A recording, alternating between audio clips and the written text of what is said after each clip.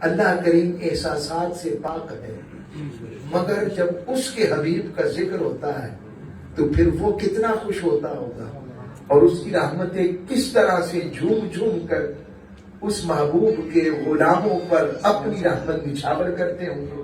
اس کا تصور کرنا بس وہی جانتا ہے جو ان رحمتوں کو نازل ہوتے ہوئے دیکھتے ہوئے اثرات کو محسوس کرتا ہے۔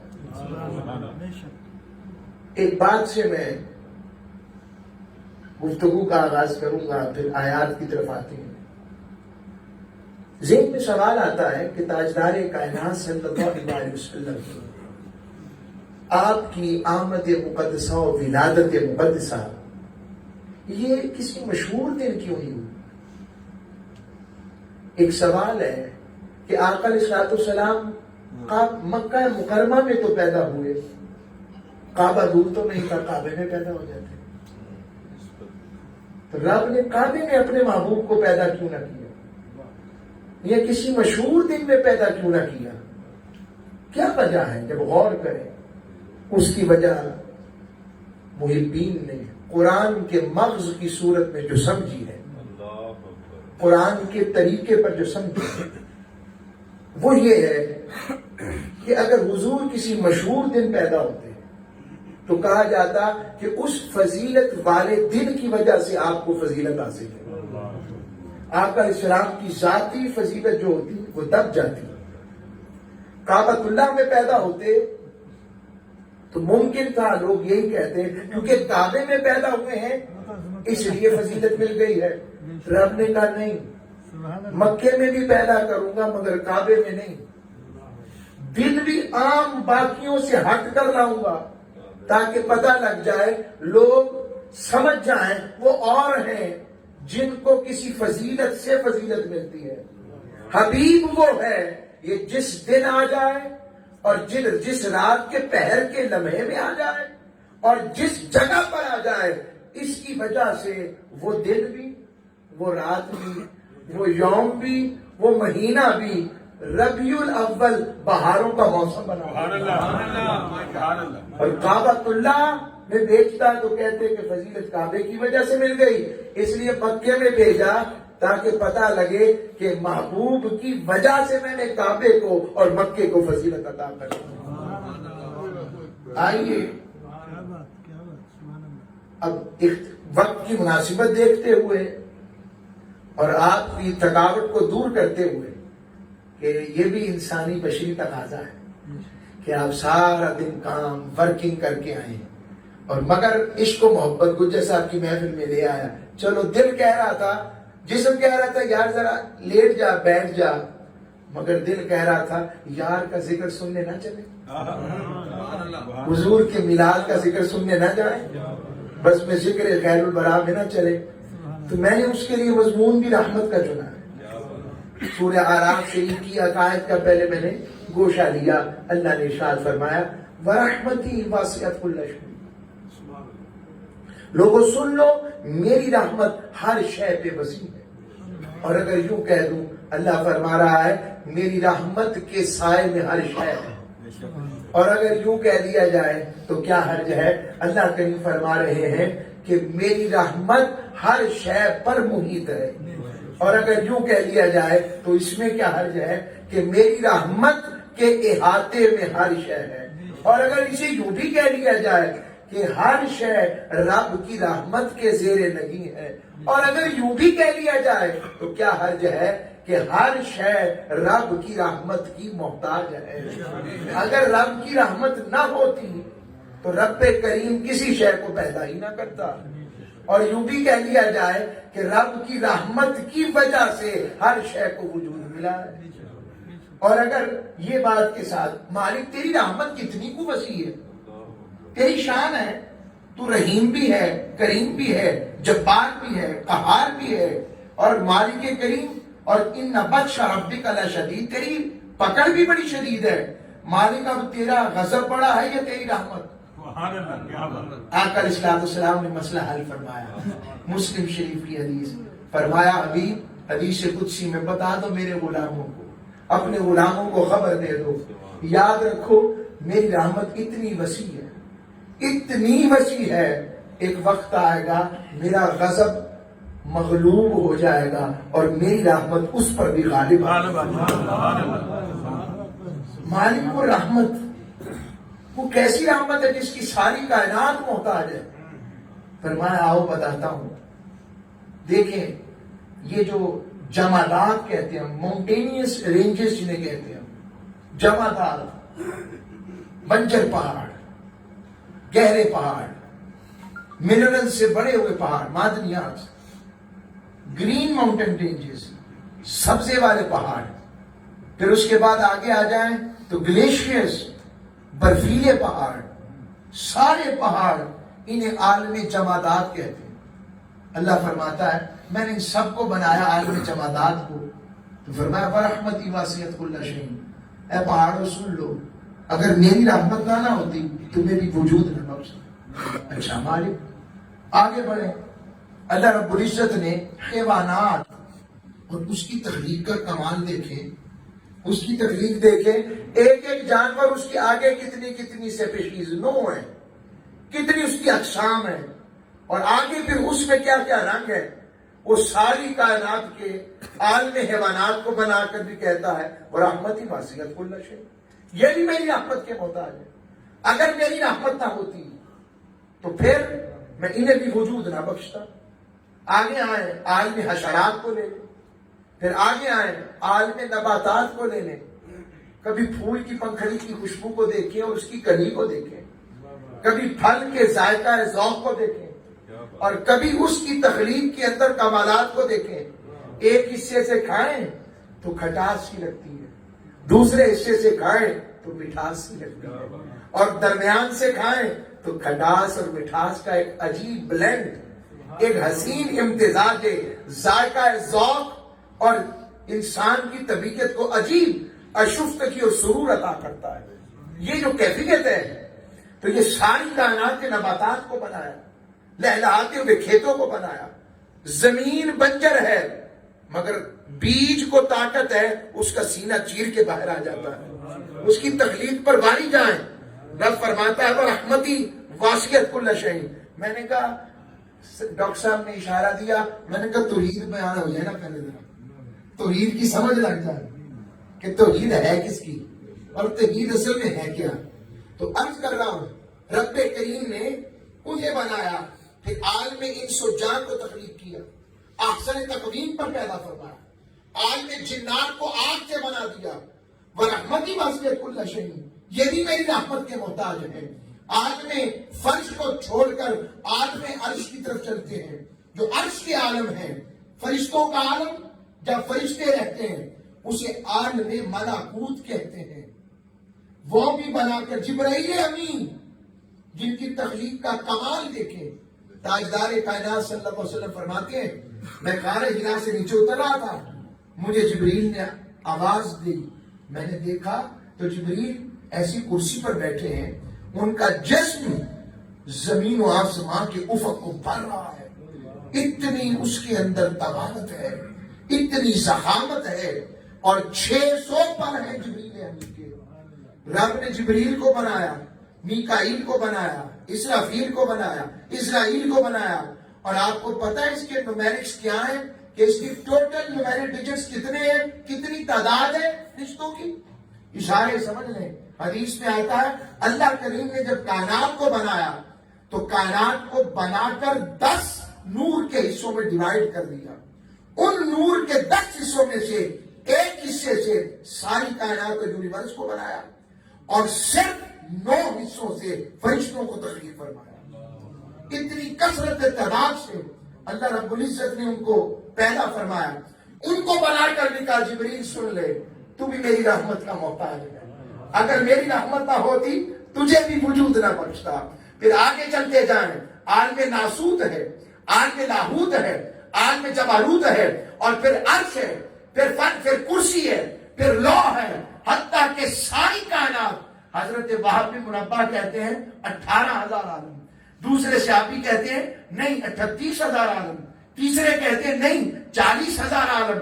ارے جتنے بھی عالم اس نے بنائے جن کے لیے وہ فرماتا ہے الحمد للہ رب العالمین کہ تمام تعریفیں اس اللہ کے لیے ہیں جو تمام جہانوں کا پالنہار ہے، ربوبیت والا ہے، سسٹینر ہے of all the universe, sustainer of all the universe, جو ساری کائنات کو پرورش دینے والا، یعنی جو جو اس کے حیطہ تخلیق میں ہے وہ اس کے عالم کے اندر آتا ہے، اور جو جو اس کے حیطہ تخلیق اور ربوبیت کے عالم میں آ گیا وہ اس کا خالق و مالک بن گیا ہے۔ وہ کہتا ہے مالک کریم و اکرم، اور فرماتا ہے کہ یہ ساری کائنات کو بنا کر ایک تختی سجائی، وَرَحْمَتِي وَاسِعَتْ كُلَّ شَيْءٍ، یہ ساری کائنات میری رحمت کی محتاج ہے، میری رحمت ان سب سے وسعت والی ہے۔ جب رب کی رحمت کا اتنا تذکرہ حسینہ سنا تو مالک سے تڑپ کر عرض کر دی، مالک اگر تیری رحمت کو کسی وجود میں دیکھنا چاہیں تو کہاں دیکھیں؟ مالک کوئی کسی تیری رحمت کو اگر کسی امباڈیمنٹ میں دیکھنا چاہیں تو کہاں دیکھیں؟ ہم تیری رحمت کو دیکھنا چاہتے ہیں، تیری رحمت کی تجسیمی شکل دیکھنا چاہتے ہیں، تیری رحمت کی امباڈیمنٹ دیکھنا چاہتے ہیں، تیری رحمت کی جسمانی حیثیت دیکھنا چاہتے ہیں۔ رب نے فرمایا آؤ میں اب تمہیں اپنی رحمت کی جسمانی حیثیت بتاتا ہوں، دیکھو اب میں جسے جسمانی تجسیمی رحمت بنا کر دنیا میں بھیج رہا ہوں وہ ایسا ہے، فاراں کی چوٹیوں کی طرف دیکھو، فاراں کی چوٹیوں میں قریش بستے ہیں، قریش کے قبیلے میں بنو ہاشم کا محلہ ہے، بنو ہاشم کے محلے میں بی بی آمینہ ہے اور عبداللہ کا گھر ہے، اور اس کی گود میں دیکھو 11-12 ربیع الاول کی درمیانی شب میری رحمت کی امباڈیمنٹ، میری رحمت کا وجودی شکل اگر دیکھنی ہے تو دیکھو ایسی رحمت والا ہے، اس کے بال بھی رحمت ہے، اس کے کان بھی رحمت ہے، اس کا چہرہ بھی رحمت ہے، اس کی زلفیں بھی رحمت ہیں، اس کے ابرو بھی رحمت ہیں، اس کی آنکھیں بھی رحمت ہیں، اس کے ہونٹ بھی رحمت ہیں، اس کے دہن بھی رحمت ہیں، اس کے دانت بھی رحمت ہیں، ارے اس کے ہاتھ بھی رحمت، اس کے بازو بھی رحمت، اس کی جلد بھی رحمت، ارے وہ اٹھے تو بھی رحمت، وہ بیٹھ جائے تو بھی رحمت، وہ بولے تو بھی رحمت، وہ رک جائے تو بھی رحمت، وہ چل پڑے تو بھی رحمت، وہ دیکھے تو بھی رحمت، وہ دیکھ کر دوسری طرف دیکھے تو رحمت اس طرف اڑ جائے، وہ سب کا رحمت کی رحمت، جو آئے تو بھی رحمت، جو رہے تو بھی رحمت، اور جا کر بھی کہیں نہ جائے تو بھی رحمت۔